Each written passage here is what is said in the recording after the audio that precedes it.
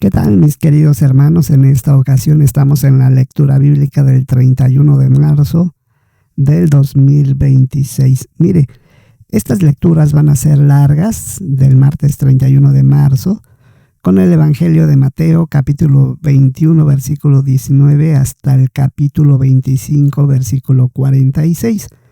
Recuerde que por las lecturas que hemos tenido, el Evangelio de Mateo, Marcos y Lucas son referencias al mismo hecho, nada más que, pues, dependiendo de cada uno de los autores que escribieron, pues se ven detalles diferentes.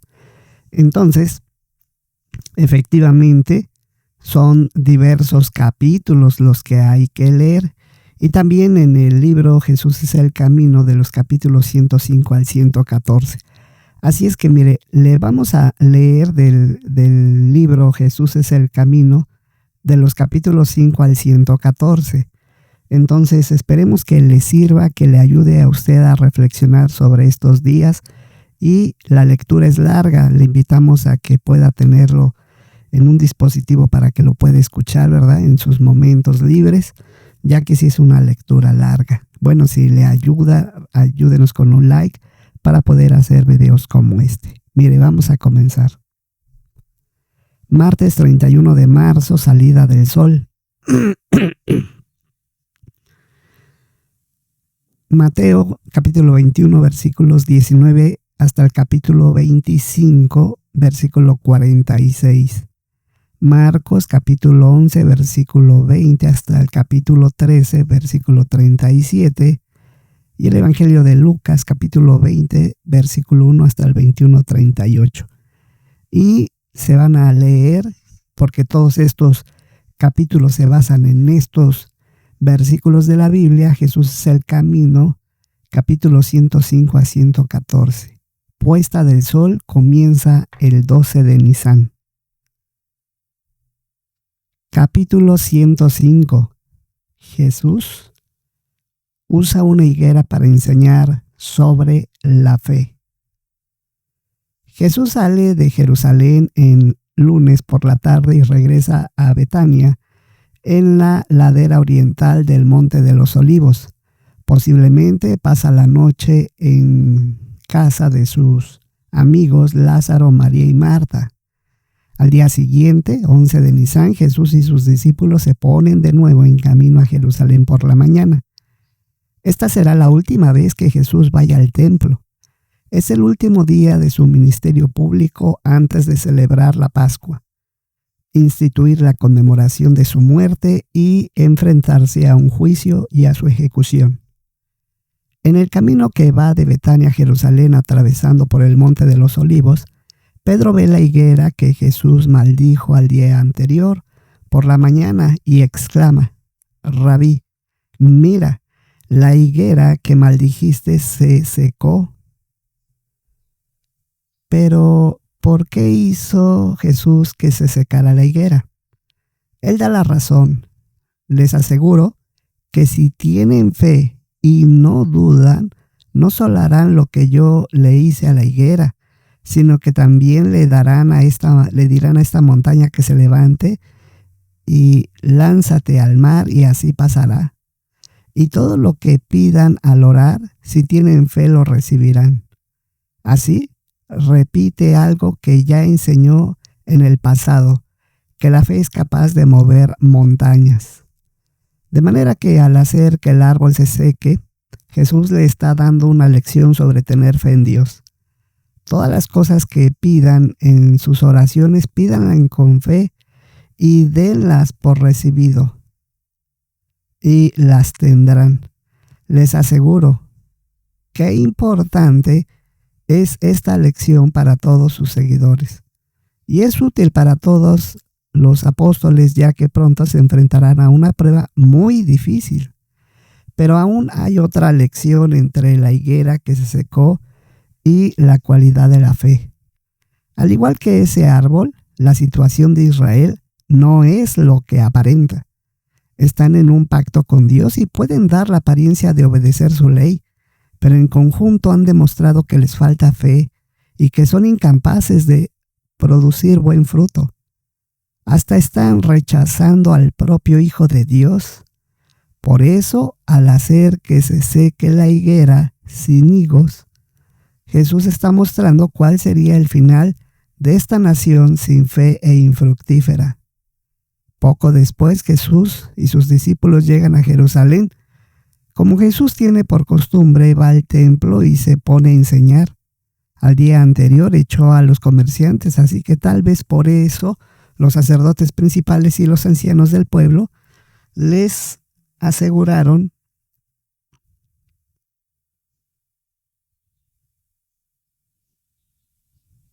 y a su vez le preguntaron: ¿con qué autoridad haces tú estas cosas? ¿Quién te autorizó para hacer estas cosas?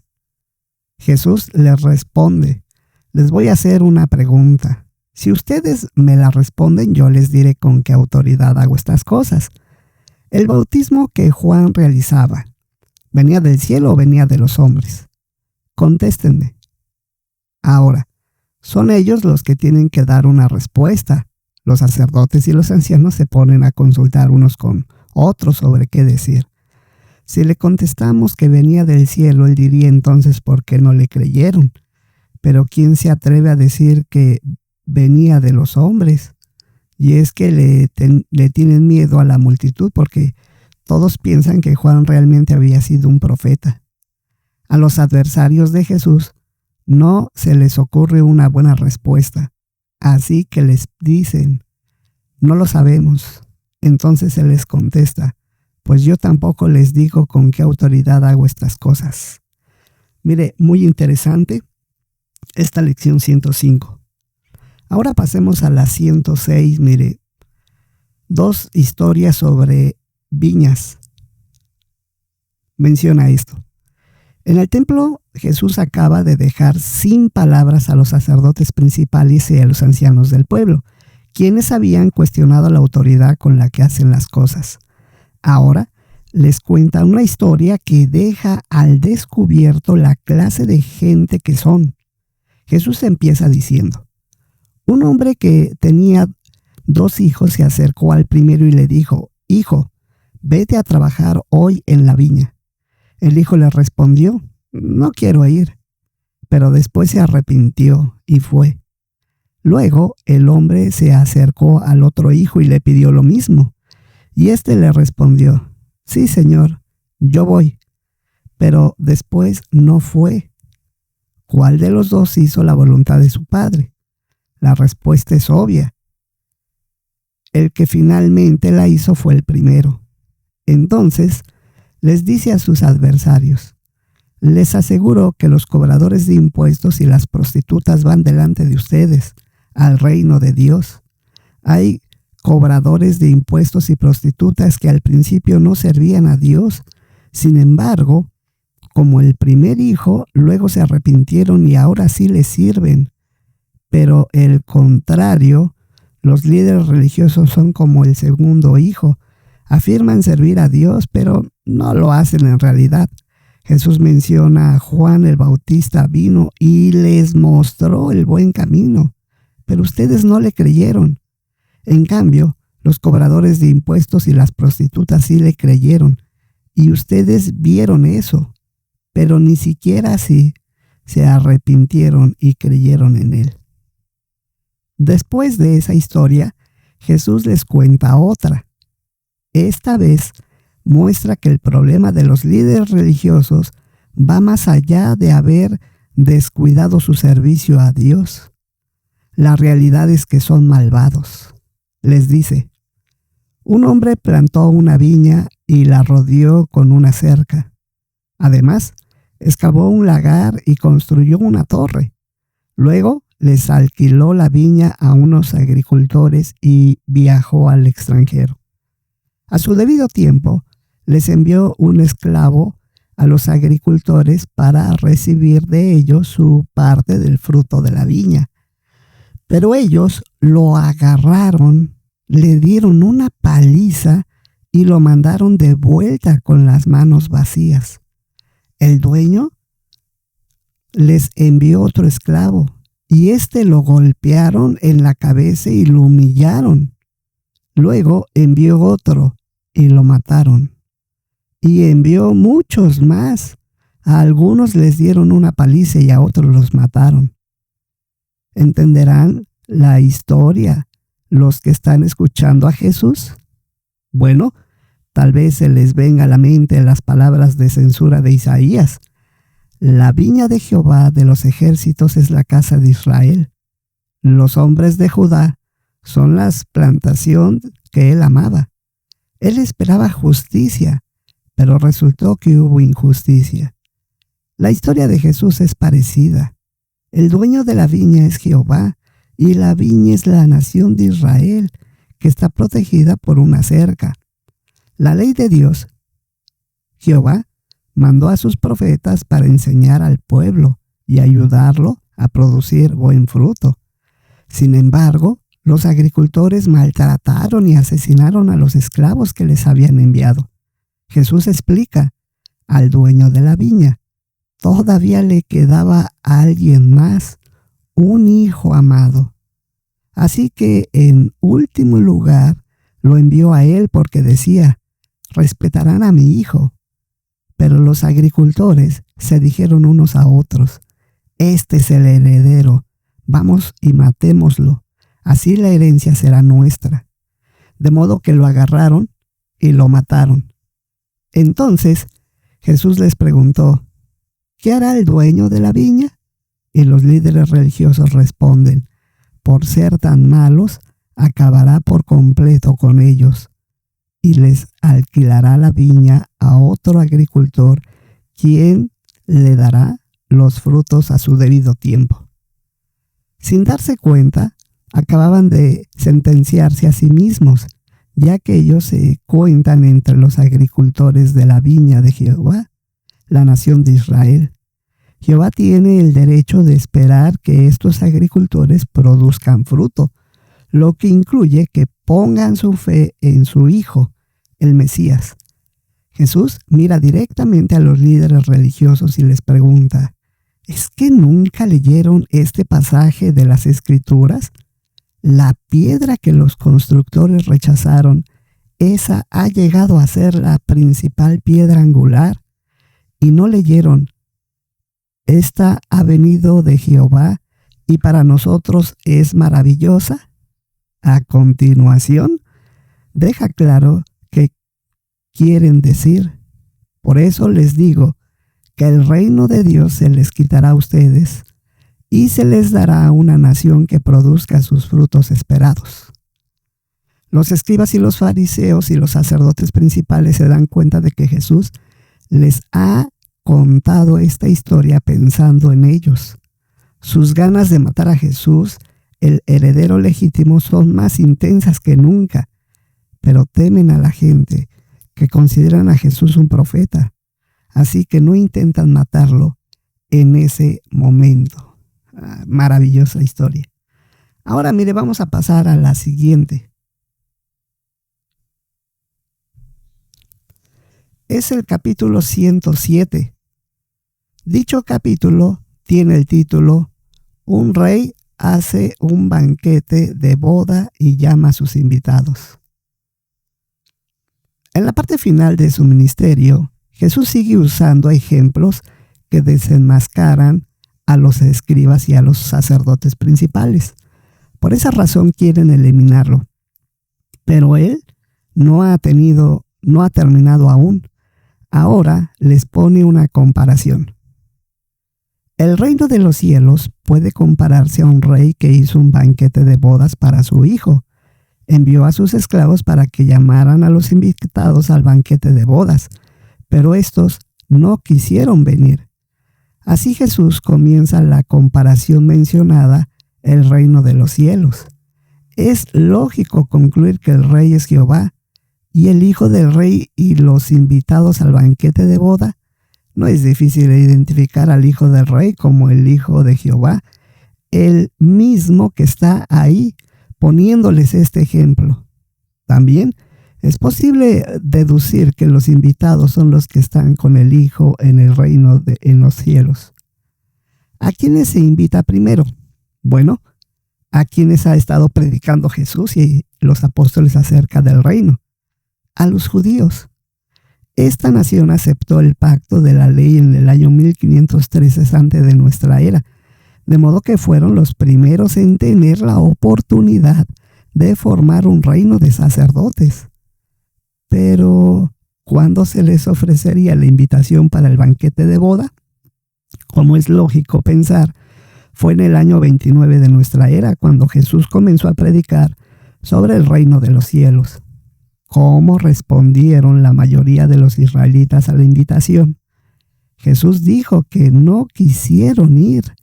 La mayor parte de los líderes religiosos y del pueblo no lo aceptaron como el Mesías ni como el rey elegido por Dios. Pero Jesús indica que los judíos tendrían otra oportunidad.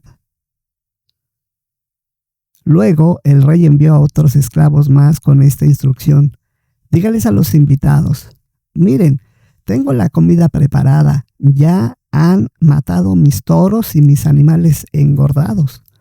Todo está listo, vengan al banquete de boda. Pero ellos se fueron sin hacer caso, unos a su campo, otros a sus negocios, y los demás agarraron a los esclavos, los maltrataron y los mataron. Eso corresponde a lo que pasaría una vez que la congregación cristiana se fundara. Para ese momento los judíos todavía tendrían la oportunidad de entrar en el reino. Aún así, la mayoría rechazaría esta invitación y hasta maltratarían a los esclavos del rey. ¿Qué sucederá con la nación?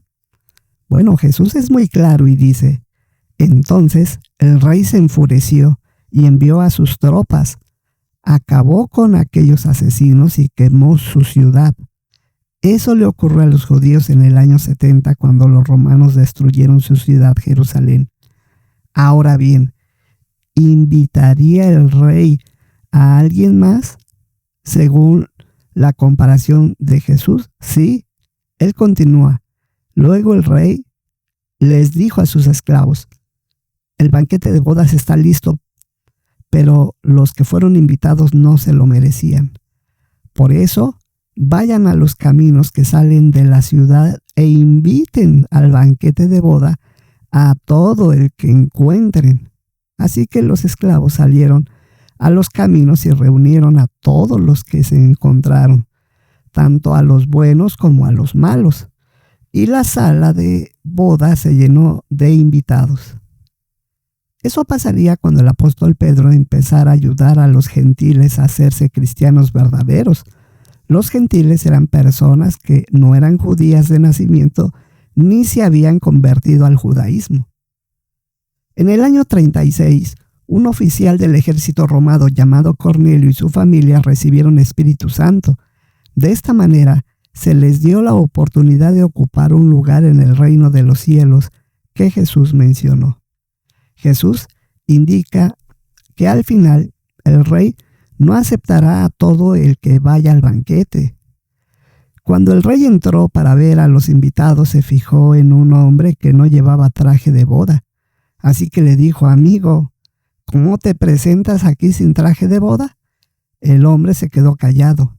Entonces el rey les dijo a sus invitados: átenlos de pies y manos y échenlo afuera, a la oscuridad.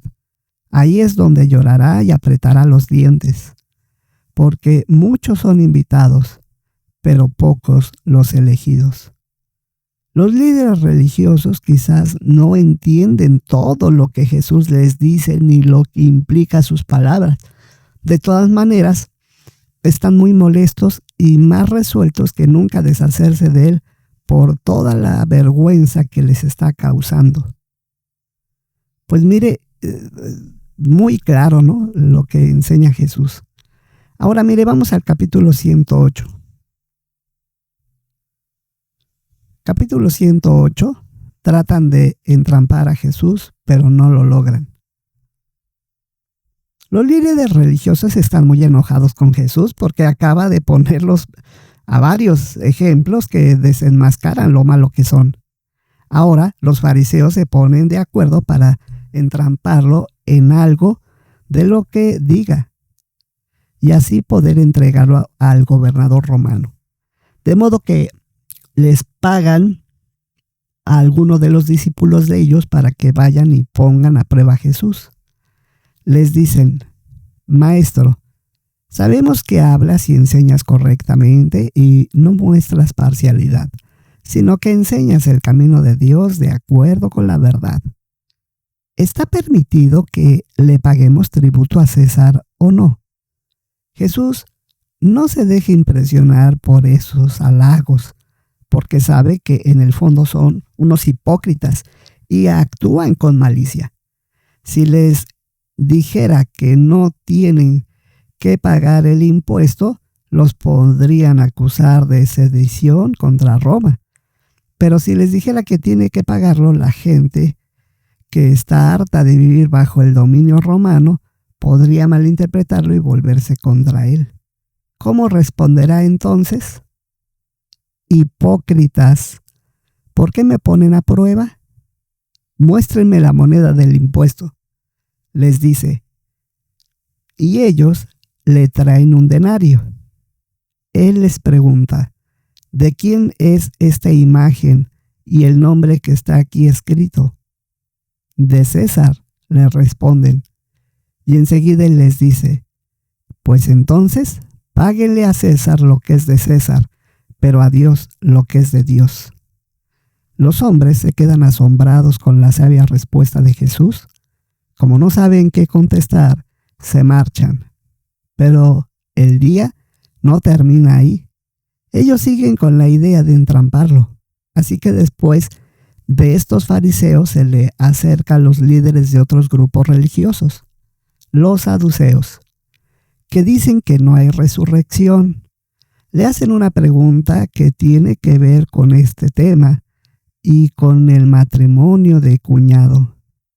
Le plantean la siguiente situación: Maestro, Moisés dijo: si un hombre muere sin tener hijos, su hermano debe casarse con la viuda para darle descendencia al hermano que murió. Pues resulta que hubo entre nosotros 7 hermanos. El primero se casó, pero luego se murió, y como no había tenido descendencia, la viuda quedó para su hermano. Lo mismo pasó con el segundo, con el tercero, hasta llegar al 7º. Y después de todos ellos se murió la mujer. Dinos, en la resurrección, ¿de cuál de los 7 será esposa? Porque todos estuvieron casados con ella. Jesús sabe que los saduceos aceptan los escritos de Moisés.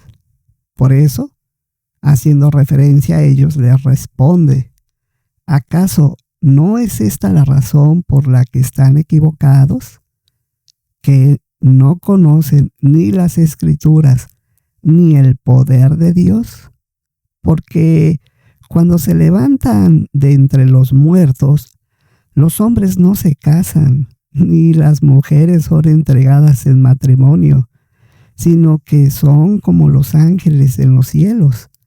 Pero en cuanto a que los muertos sean resucitados, ¿no leyeron en el libro de Moisés, en el relato de la zarza, que Dios le dijo: yo soy el Dios de Abraham, el Dios de Isaac y el Dios de Jacob? Él no es Dios de muertos, sino de vivos. Ustedes están muy equivocados. Esa respuesta deja a la multitud impactada.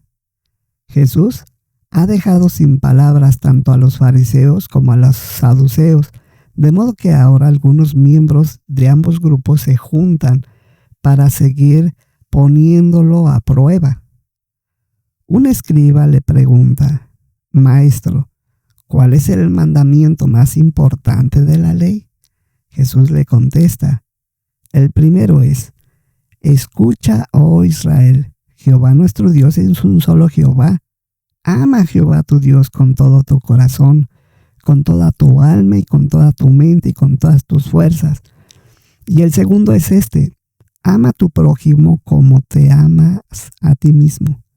No hay ningún mandamiento más importante que estos dos. El escriba le dice: respondiste bien, maestro, de acuerdo con la verdad.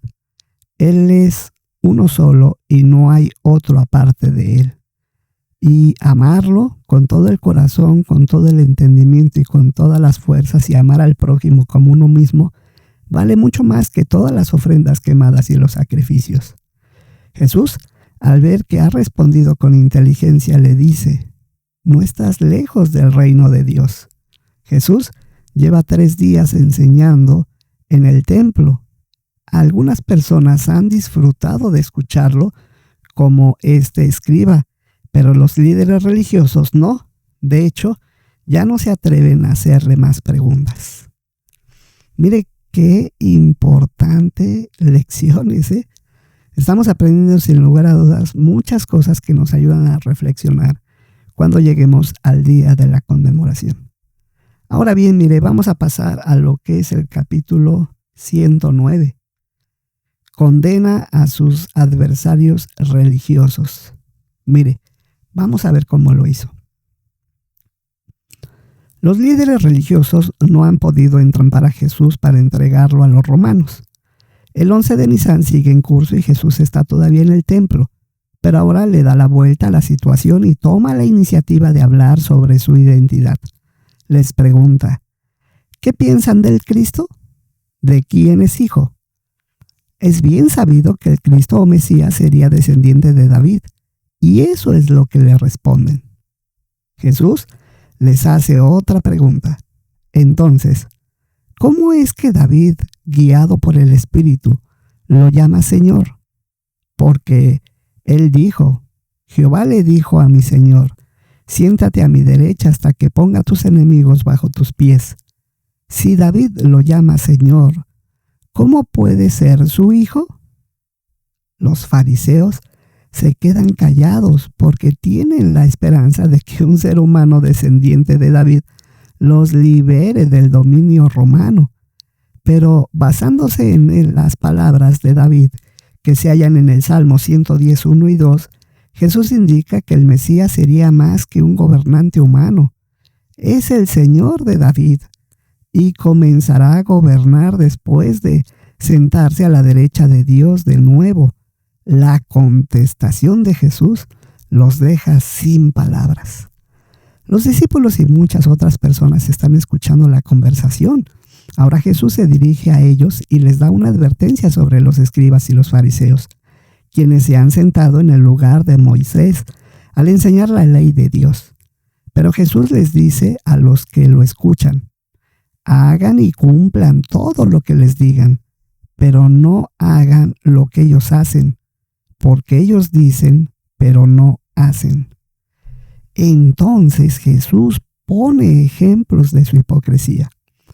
Agrandan las cajitas con porciones de las escrituras que llevan como amuletos. Algunos judíos llevaban atados a la frente y al brazo algunos pequeños estuches que contenían pasajes cortos de la ley, pero los fariseos los hacen más grandes para dar la impresión de que les importa mucho la ley. Además, les ponen flecos más largos a su ropa. Los israelitas tenían que ponerle fleco a la ropa, pero los fariseos lo hacen más largos de lo normal. Hacen todo esto para que la gente los vea. Los discípulos de Jesús también podrían desarrollar el deseo de ser prominentes. Por eso Él les está dando el consejo: no dejen que los llamen rabí, porque uno solo es su maestro y ustedes todos son hermanos. Además, no llamen padre a nadie en la tierra, porque uno solo es su Padre, el que está en el cielo. Tampoco permitan que los llamen líder, porque su líder es uno, el Cristo. Entonces, ¿qué punto de vista deben tener los discípulos sobre sí mismos y cómo deben actuar? Bueno, Jesús les dice que el más grande entre ustedes sirva a los demás. El que se engrandece será humillado, pero el que actúa con humildad será engrandecido. A continuación, Jesús pronuncia una condena tras otra contra los escribas y los fariseos hipócritas. ¡Ay de ustedes, escribas y fariseos hipócritas, porque le cierran a la gente la entrada al reino de los cielos. Ni entran ustedes ni dejan pasar a los que están intentando entrar. Jesús denuncia a los fariseos porque pasan por alto que es más importante para Jehová, como se nota por todas las reglas que establecen a su antojo. Por ejemplo, dicen, si alguien jura por el templo, eso no significa nada, pero si alguien jura por el oro del templo, queda obligado a cumplir su juramento. Asimismo, los ciegos que están sentados en sentido moral, porque les dan más importancia al oro que al templo, que al valor espiritual que tiene el lugar donde adoran a Jehová. Además, han descuidado los asuntos más importantes de la ley, la justicia, la misericordia y la fidelidad. Por lo tanto, Jesús llama a estos fariseos guías ciegos que huelan el mosquito pero se tragan el camello. Los fariseos filtran el vino para que no tenga mosquitos, que son insectos impuros en sentido ceremonial. Sin embargo, les dan poco valor a los asuntos más importantes de la ley.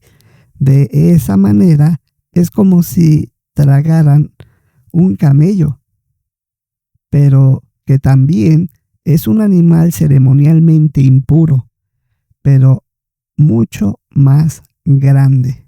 Mire, qué interesante es este asunto. De tal forma que pues Jesús les da este tipo de enseñanzas y forzosamente pues los obliga a reflexionar. Ahora mire, vamos a pasar al capítulo 110. El último día de Jesús en el templo. Durante su última visita al templo, Jesús sigue denunciando la hipocresía de los escribas y los fariseos. Hasta los llama hipócritas directamente. Usando un lenguaje figurado, les dice, limpian por fuera la copa y el plato, pero por dentro están llenos de codicia y de deseos descontrolados. Fariseos ciegos, primero limpia la copa y el plato por dentro y así también quedará limpio lo de afuera. Los fariseos son muy estrictos con la limpieza ceremonial y las apariencias, pero están descuidando lo que son por dentro y no están purificado su corazón figurado. Se ve que son hipócritas porque ponen empeño en edificar y decorar las tumbas para los profetas, pero por otro lado son hijos de los que asesinaron a los profetas, como menciona Jesús. Una prueba de ello es que también quieren matarlo a él. Entonces Jesús les indica lo que les espera si no se arrepienten. Serpientes, cría de víboras, ¿cómo escaparán del juicio de la Gehenna? Gehenna significa valle de Hinón, un lugar cercano que se usa para quemar basura. Es una poderosa imagen de destrucción definitiva que le sobrevendrá a los malvados escribas y fariseos. Los discípulos de Jesús lo representarán en calidad de profeta, sabio y maestro. ¿Cómo lo tratarán? Dirigiéndose a los líderes religiosos, Jesús les dice, algunos de mis discípulos los matarán y los ejecutarán en maderos, y a otros les darán latigazos en sus sinagogas y los perseguirán de una ciudad a otra. Así ustedes acabarán pagando por toda la sangre justa que se ha derramado sobre la tierra, desde la sangre del justo Abel hasta la sangre de Zacarías, a quienes ustedes asesinaron. Y advierte, les aseguro que esta generación tendrá que pagar por todas estas cosas. Generación lo tiene que pagar. Eso se cumplirá en el año 70, cuando los ejércitos romanos destruyeron Jerusalén y murieron miles de judíos. Pensar en esta terrible situación angustia a Jesús, quien dice con profunda tristeza, Jerusalén, Jerusalén, la que mata a los profetas y apedrea a los que son enviados a ella. ¿Cuántas veces quise reunir a tus hijos como la gallina reúne a sus pollitos debajo de sus alas? Pero ustedes no lo quisieron. Miren, su casa queda abandonada y se les deja a ustedes. Seguro que quienes lo escuchan decir eso se estarán preguntando a qué casa se refiere. ¿Será tal vez el espléndido templo de Jerusalén que parece tener la protección de Dios? Jesús añade, les digo que de ahora en adelante ustedes no me verán más hasta que digan, bendito el que viene en el nombre de Jehová. Él está citando las palabras proféticas del Salmo 118, 26. Bendito el que viene en el nombre de Jehová. Nosotros los bendecimos a ustedes desde la casa de Jehová. Es obvio que cuando este templo que ven sea destruido, ya no irá nadie a él para adorar a Dios. Ahora Jesús se va a una parte del templo donde están las arcas del tesoro. La gente puede echar sus donaciones por una pequeña abertura que tienen estas arcas en la parte superior. Jesús ve a varios judíos haciendo sus contribuciones y nota que los ricos echan muchas monedas, pero se fija en una viuda pobre que echa 2 moneditas de muy poco valor. Jesús sabe muy bien cuánto le agrada a Dios lo que la mujer acaba de hacer. Entonces llama a sus discípulos y les dice, les aseguro que esta viuda pobre echó en las arcas del tesoro más que todos los demás. ¿Cómo es eso posible? Él explica, porque en realidad todos ellos dan de lo que les sobra. Pero ella, que es tan pobre, lo echó todo lo que tenía para vivir. Qué diferente es esta viuda de los líderes religiosos en la manera de pensar y actuar. El 11 de Nisan va avanzando y Jesús se va del templo. Es la última vez que estará allí. Uno de sus discípulos exclama, Maestro, mira qué maravilla de piedras y de edificios. Y es cierto, algunas de las piedras de los muros del templo son muy agradables y grandes, de modo que el edificio se ve firme y perdurable. Por eso parece extraño que Jesús les responda, ¿ves estos grandes edificios? De ningún modo y de ninguna manera va a quedar aquí piedra sobre piedra. Todo será demolido. Después de decir estas cosas, Jesús se atraviesa el valle de Cedrón con sus apóstoles y sube a un lugar del monte de los olivos. El lugar en algún punto se queda con 4 de los apóstoles, Pedro, Andrés, Santiago y Juan. Desde allí arriba pueden contemplar el majestuoso templo. Mire qué maravillosas lecciones. Ahora vamos al 111. El último día de Jesús en el templo. Durante su última visita al templo, Jesús sigue denunciando la hipocresía de los escribas y de los fariseos, hasta los llama hipócritas directamente usando un lenguaje figurado. Les dice, limpian por fuera la copa y el plato por dentro. Y esto es interesante, hermanos, porque efectivamente dice al final de este capítulo 110 que se queda con 4 de sus discípulos. ¿Para qué? Mire, los apóstoles piden una señal. El martes 11 de Nisan por la tarde y el día está a punto de terminar. Jesús ha estado muy ocupado los últimos días y su ministerio en la tierra también está llegando a su fin. Durante el día ha estado enseñando en el templo y por la noche se ha estado alojando fuera de la ciudad. Mucha gente se ha interesado en sus enseñanzas y ha estado yendo al templo a escucharlo temprano por las mañanas. Pero eso ha quedado atrás y ahora Jesús está sentado en el monte de los olivos con 4 apóstoles, Pedro, Andrés, Santiago y Juan. Los 4 se han acercado a él privadamente. Les preocupa el templo porque Jesús ha predicho que no quedará en él piedra sobre piedra. Pero hay algo más que los tiene intrigados. Jesús les mandó a hacer hace algún tiempo. Estén siempre preparados, porque el Hijo del Hombre viene a la hora en que menos se lo esperan. Y también habló del día en que el Hijo del Hombre se ha revelado. ¿Tendrán estos comentarios algo que ver con lo que acaba de decir sobre el templo? Bueno, los apóstoles tienen curiosidad, así que le preguntan: dinos, ¿cuándo pasarán estas cosas y qué señal habrá de tu presencia y de la conclusión del sistema de cosas?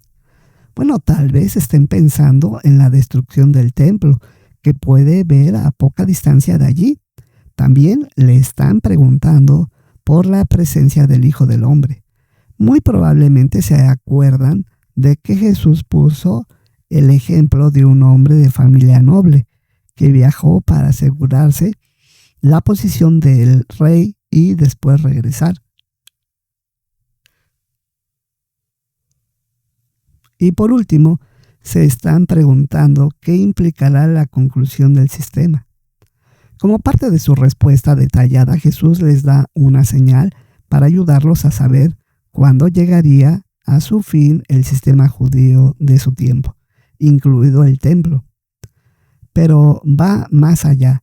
La señal ayudaría a los cristianos del futuro a saber si estarían viviendo durante la presencia de Jesús y cerca del fin del sistema mundial.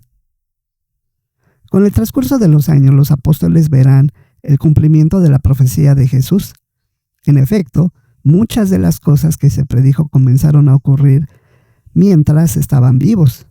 Así, 37 años después, en el año 70, a los cristianos que estuvieron atentos no les tomó desprevenidos la destrucción del templo y del sistema judío. Sin embargo, no todos los que Jesús predice ocurren en ese periodo que culmina en el año 70. Entonces, ¿cuál será la señal de que estarán presentes gobernando como rey? Jesús les da la clave a los apóstoles. Les dice que habrá guerra y noticias de guerra, y que peleará nación contra nación y reino contra reino. También anticipa que habrá grandes terremotos y en un lugar tras otro hambre y epidemias. Además, les da esta advertencia a sus discípulos: a ustedes los arrestarán y los perseguirán. Por otra parte, aparecerán falsos profetas que engañarán a mucha gente. La maldad aumentará y el amor de la mayoría se enfriará. Luego dice que las buenas noticias del reino se predicarán en toda la tierra habitada para testimonio a todas las naciones, y entonces vendrá el fin. Aunque algunos aspectos de la profecía de Jesús se cumplieron antes de la destrucción de Jerusalén en manos de los romanos y durante ella, pudiera ser que Jesús también se refería a un cumplimiento posterior y a mayor escala. ¿Percibe usted las pruebas que indican que esta profecía trascendental está teniendo un cumplimiento más importante en nuestros días? Bueno, de hecho, algo que Jesús menciona como parte de la señal de su presencia es la aparición de la cosa repugnante y devastadora. En el año 66, esta cosa repugnante aparece cuando los ejércitos acampados de los romanos llegan con su insignia o estandarte idolátrico. Los romanos rodearon Jerusalén y socavaron parte de sus murallas. De esta manera, la casa repugnante estará en el lugar que no debe, en lo que los judíos consideran un lugar santo. Jesús sigue prediciendo: habrá una gran tribulación. Desde el principio del mundo hasta ahora no ha habido una tribulación igual, y nunca más la habrá. En el año 70 los romanos destruirán Jerusalén. Esa conquista y destrucción de la ciudad santa, incluido el templo, será una gran tribulación, pues morirán miles de personas. Será mucho peor que cualquier destrucción que Jerusalén y los judíos hayan sufrido antes. y pondrá fin al sistema de adoración que han seguido durante siglos. Por lo tanto, cualquier cumplimiento posterior y a mayor escala de las palabras proféticas de Jesús tendrán que ser aún más terribles, sin miedo en los últimos días. La conversación entre Jesús y sus apóstoles acerca de la señal de su presencia como rey del reino y sobre el fin del sistema todavía no ha concluido. Ahora, les da la advertencia de que vendrán falsos cristos y falsos profetas que tratarán de engañar, de ser posible, hasta a los escogidos. Pero los acogidos no se dejarán engañar. Los falsos cristos solo se pueden presentar de una manera visible, mientras que la presencia de Jesús será invisible. Jesús pasa a indicar que una gran tribulación estallará cuando el sistema de hoy en día llegue a su fin. Les dice: el sol se oscurecerá, la luna no dará su luz, las estrellas caerán del cielo y los poderes de los cielos serán sacudidos. Los apóstoles que oyen esta descripción son tan sobrecogedora que no saben exactamente cómo se cumplirá, pero sin duda será algo asombroso. ¿Cómo afectarán a la humanidad estos fenómenos impactantes? Jesús señala: la gente se desmayará del miedo y la ansiedad por las cosas que van a venir sobre la tierra habitada, porque los poderes de los cielos serán sacudidos. Así Jesús describirá cómo será el periodo más oscuro de la historia humana. Sin embargo, él anima a sus apóstoles al asegurarles que no todo el mundo se lamentará cuando el Hijo del Hombre venga con poder y gran gloria. Como ya dijo, Dios intervendrá por causa de los escogidos. Entonces, ¿qué deberán hacer los discípulos fieles antes de que suceda lo que menciona Jesús? Él les da estas palabras de aliento. Al comenzar a suceder estas cosas, pónganse de pie y levanten la cabeza, porque su liberación se acerca.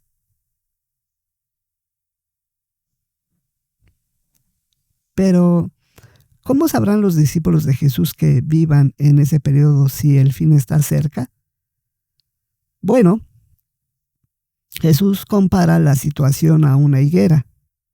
En cuanto a su rama nueva se pone tierna y echa hojas, ustedes saben que el verano está cerca. Lo mismo ustedes, cuando vean todas estas cosas, sepan que Él está cerca, a las puertas. Les aseguro que esta generación de ningún modo pasará, desaparecerá hasta que sucedan todas estas cosas. De modo que cuando sus seguidores vean cumplirse los diferentes elementos de la señal, deberían darse cuenta de que el fin está cerca. Jesús les da la siguiente advertencia a los discípulos que vivan en esos tiempos trascendentales. Ahora bien, el día y la hora no lo sabe nadie, ni los ángeles de los cielos, ni el Hijo, solo el Padre. Porque tal como eran los días de Noé, así será la presencia del Hijo del Hombre. Porque en aquellos días, antes del diluvio, la gente comía y bebía. Los hombres se casaban y las mujeres se las entregaban en matrimonio, hasta el día en que Noé entró en el arca, y no hicieron caso hasta que vino el diluvio y los barrió a todos. Así será la presencia del Hijo del Hombre.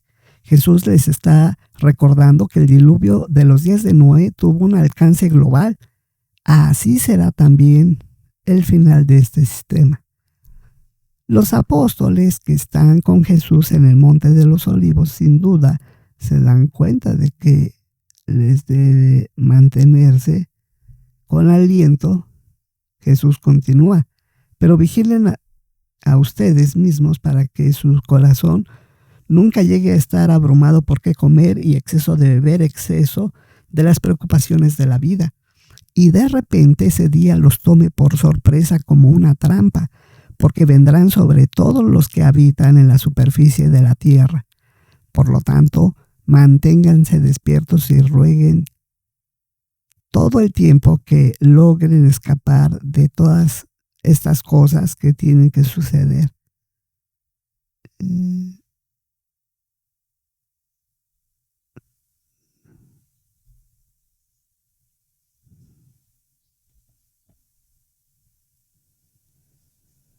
Los apóstoles que están con Jesús en el Monte de los Olivos, sin duda, se dan cuenta de que deben mantenerse atentos. Jesús continúa: pero vigílense a ustedes mismos para que su corazón nunca llegue a estar abrumado por comer en exceso y beber en exceso y por las preocupaciones de la vida, y de repente ese día los tome por sorpresa como una trampa, porque vendrán sobre ustedes los que habitan en la superficie de toda la tierra.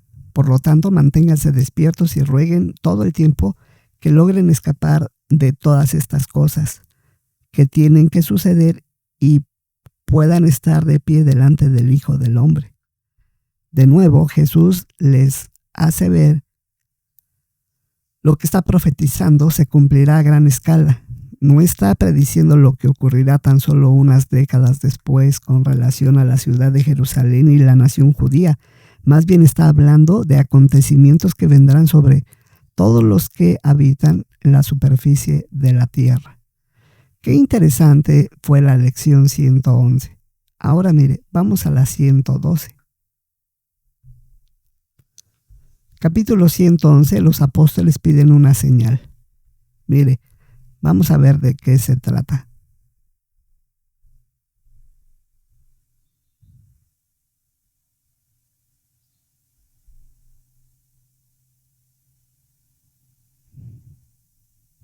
Muy bien, pues vamos a ver ahora la 112. Una lección sobre mantenerse vigilantes, las 10 vírgenes.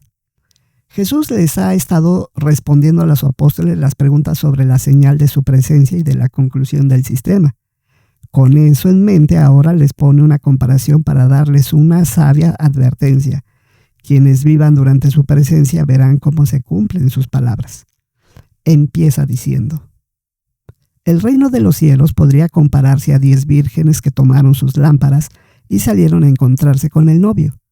5 de ellas eran insensatas y 5 prudentes. Jesús no dice que la mitad de los discípulos que heredan el reino de los cielos son insensatos y la otra mitad prudentes. Más bien lo que quiere decir es que en lo que tiene que ver con el reino, cada discípulo tiene la opción de elegir entre estar alegre o distraído. Sin embargo, Jesús no tiene ninguna duda de que cada uno de sus siervos puede mantenerse fiel y recibir las bendiciones de su Padre. En la comparación, las 10 vírgenes salen a recibir al novio y unirse al cortejo nupcial. Al llegar el novio, las muchachas tendrán que iluminar el camino con sus lámparas para honrarlo, mientras él llevará a la novia a la casa preparada para ella. Pero ¿sucede eso en realidad? Jesús explica: las insensatas tomaron sus lámparas, pero no llevaron aceite, mientras que las prudentes, además de sus lámparas, llevaron frascos con aceite.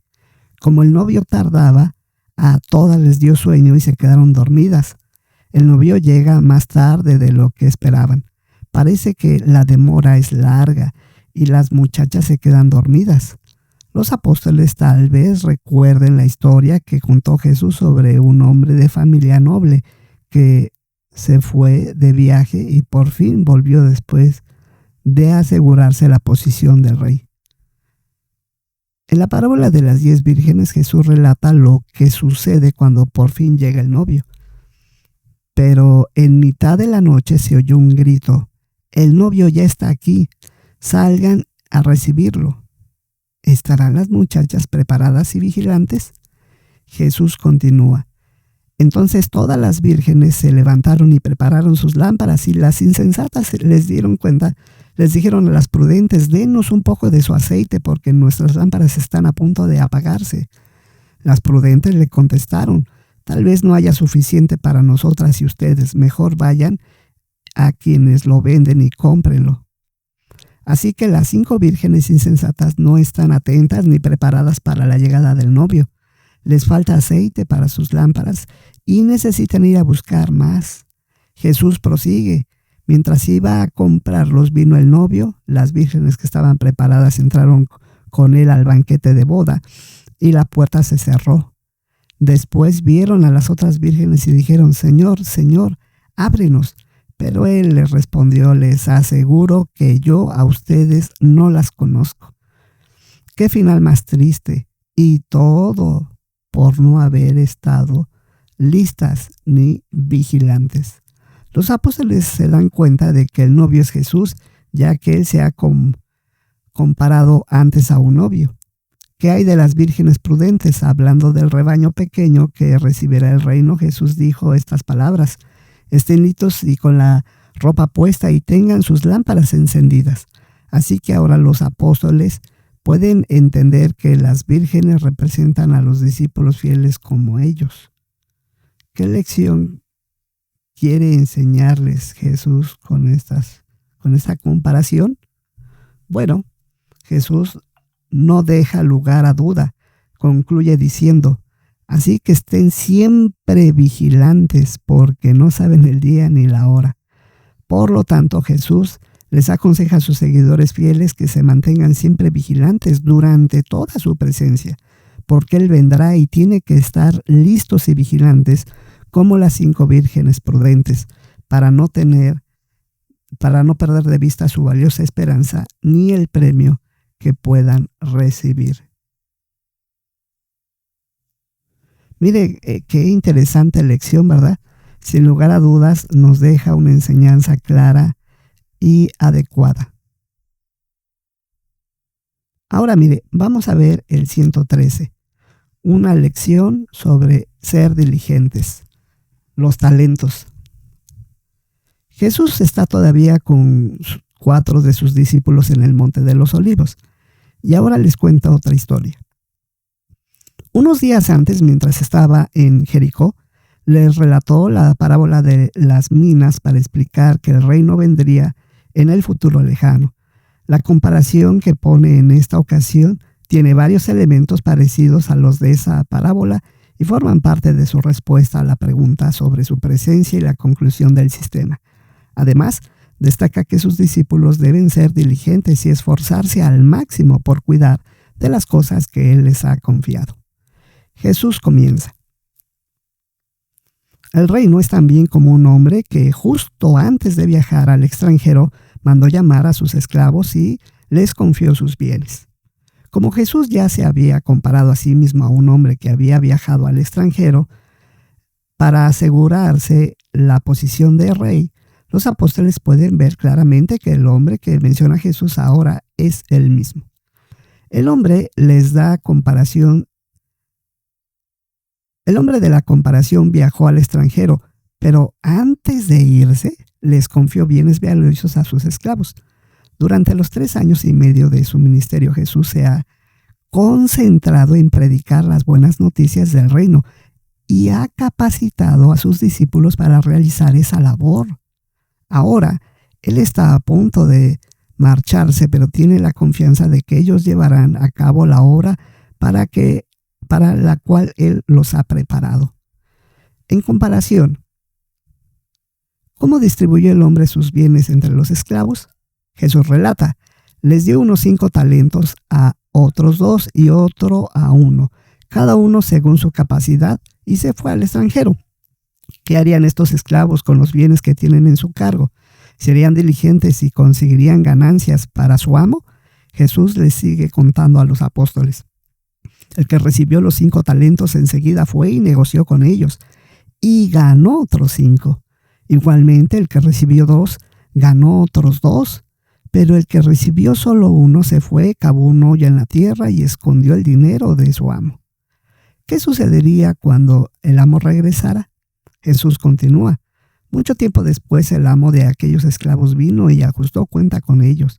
Los primeros 2 hicieron todo lo que pudieron, cada uno según su capacidad. Ambos fueron diligentes trabajadores y consiguieron ganancias sobre los bienes que se les había encomendado. En aquella época una persona tenía que trabajar 19 años para ganar el equivalente a un talento. Tanto el que recibió 5 talentos como el que recibió 2 duplicaron la cantidad que recibieron. El amo les dirigió las mismas palabras de aprobación a los dos. Bien hecho, esclavos buenos y fieles. Como te encargaste fielmente de unas pocas cosas, te pondré a cargo de muchas. Ve y comparte la alegría de tu amo. Sin embargo, no sucedió lo mismo con el esclavo que recibió un talento, quien le dijo a su amo: yo sabía que eres un hombre exigente, que cosechas donde no siembras y recoges donde no aventaste. Por eso me dio miedo y fui a esconder tu talento en la tierra. Mira, aquí tienes lo tuyo. Ni siquiera le llevó el dinero a los banqueros para conseguir al menos algunos beneficios. En realidad, este esclavo fue en contra de los intereses de su amo. Por eso el amo lo llamó esclavo malo y perezoso. Le quitó lo que tenía y se lo dio al esclavo que estaba dispuesto a trabajar duro. Entonces el amo estableció una norma: a todo el que tiene se le dará más y tendrá en abundancia, pero los que no tienen se les quitará hasta lo que tienen. Ahora los discípulos de Jesús tienen mucho en qué pensar, incluyendo esta comparación. Se dan cuenta de que lo que Jesús les va a dejar a cargo, que es de una labor importante, es un gran honor, y Él espera que sean diligentes al realizarlo, pero no consideran que estos deban hacer lo mismo en la predicación. Como los esclavos del ejemplo y sus discípulos tienen que hacer todo lo que pueden según sus capacidades, pero esto de ningún modo significa que Jesús apruebe a alguien perezoso que no haga todo lo posible por fomentar los intereses de su amo. Por otro lado, qué contentos deben estar los apóstoles con las promesas: a todo el que tiene se le dará más. Mire, muy interesantes lecciones de los talentos, ¿verdad? Y por último, tenemos el capítulo 114. El Rey Jesucristo juzgará las ovejas y las cabras. Mire, esta última lección menciona lo siguiente. En el Monte de los Olivos, Jesús acaba de relatar las parábolas de las 10 vírgenes y de los talentos. ¿Cómo concluye su respuesta a la pregunta de los apóstoles sobre la señal de su presencia y de la conclusión del sistema? Con una última parábola, la de las ovejas y las cabras. Jesús comienza mencionando las circunstancias en las que se desarrolla su historia. Cuando el Hijo del Hombre venga en su gloria y todos los ángeles con él, entonces se sentará en su glorioso trono. Así deja claro que él es el personaje central, pues a menudo se llama a sí mismo el Hijo del Hombre. ¿Cuándo se hará realidad esta parábola? Cuando Jesús venga en su gloria con sus ángeles y se siente en su glorioso trono. Él ya ha dicho que el Hijo del Hombre vendría en las nubes del cielo con poder y gran gloria, acompañado de sus ángeles. ¿Cuándo sucederá eso? Inmediatamente después de la tribulación. De modo que esta parábola se cumplirá cuando Jesús venga en el futuro en su gloria. ¿Y qué hará entonces? Jesús explica que cuando el Hijo del Hombre venga, todas las naciones serán reunidas delante de él, y él separará a las personas unas de otras, igual que el pastor separa a las ovejas de las cabras. Pondrá a las ovejas a su derecha, pero a las cabras a su izquierda. ¿Y qué sucederá con las ovejas? Jesús dice: entonces el rey les dirá a las que están a su derecha: vengan ustedes los que han sido bendecidos por mi Padre, hereden el reino preparado para ustedes desde la fundación del mundo, porque recibirán las ovejas la aprobación del rey. El rey mismo lo explica: porque tuve hambre y ustedes me dieron de comer, tuve sed, me dieron de beber. Era un extraño y me recibieron con hospitalidad. Estuve desnudo y me vistieron, me enfermé y me cuidaron, estuve en la cárcel y vinieron a verme. Entonces las ovejas, es decir, los justos, preguntan: ¿cuándo hicieron esas cosas? Y el rey contestó: cuando todo lo que le hicieron a uno de estos hermanos míos más pequeños, me lo han hecho a mí. Estas no son buenas obras que realicen en el cielo, porque allí nadie pasa hambre ni hay enfermos. Así que deben ser las que hacen en la tierra a favor de los hermanos de Cristo. ¿Qué hay de las cabras a las que Jesús coloca a su izquierda? Él dice: entonces el rey les dirá: aléjense de mí, ustedes los que han sido maldecidos. Váyanse al fuego eterno preparado para el diablo y sus ángeles, porque tuve hambre, pero ustedes no me dieron de comer, y tuve sed, pero no me dieron de beber. Era un extraño, pero no me recibieron con hospitalidad. Estuve desnudo, pero no me vistieron. Estuve enfermo y en la cárcel, pero no me cuidaron. Las cabras se merecen esta condena porque no han tratado a los hermanos de Cristo con bondad como deberían de hacerlo. Los apóstoles se dan cuenta de que estas sentencias futuras tendrán consecuencias permanentes, eternas. Jesús les explica: entonces el rey les responderá: les aseguro que lo que no le hicieron a uno de estos hermanos míos más pequeños, no me lo hicieron a mí. Estos irán a la destrucción eterna, pero los justos irán a la vida eterna. La respuesta de Jesús a las preguntas de sus apóstoles, que les ha dado a sus seguidores mucho en qué pensar, y los ayuda a analizar su actitud y sus acciones. Bien, mis queridos hermanos, pues estas fueron las lecciones que tuvimos que ver en este día. Fue una jornada muy larga porque hubo muchas enseñanzas maravillosas que nos enseñan a ver la vida de Jesús previo a su muerte.